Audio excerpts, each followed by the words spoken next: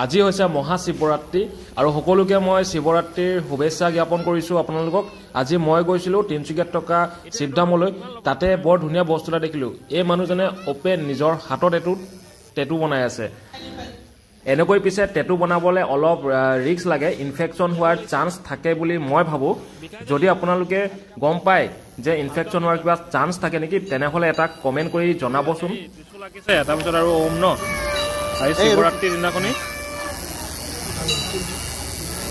মানে বনাম বুলি কিমান ল'ব আপোনাৰ এইটো? 200 কিतना 200 रुपया लेगा। আৰু টেটু বনোৱা খৰচটো হৈছে মাত্ৰ 200 টকা। এই মানুহজনে 200 টকা দিব এই মানুহজনক। আৰু এইবোৰ চব বিভিন্ন ধৰণৰ ডিজাইন আছে। এইবোৰ ডিজাইনো আপোনালোকে যদি বনাওঁ বুলি কয়, কোনোবাই ভাবিছে তেওঁ বনাব পাৰিব।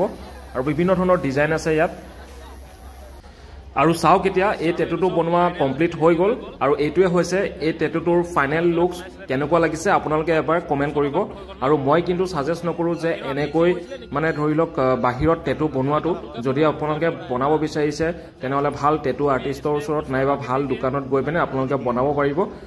বাৰু যি কি নহওক, মই ভিডিঅ'টো খালি জাষ্ট আপোনালোকক দেখালোঁ যে এনেকৈ শিৱৰাত্ৰিৰ দিনাখনি টেটু বনাই আছে। ভিডিঅ'টো ভাল পালে যদি লাইক এটা কৰি দিব।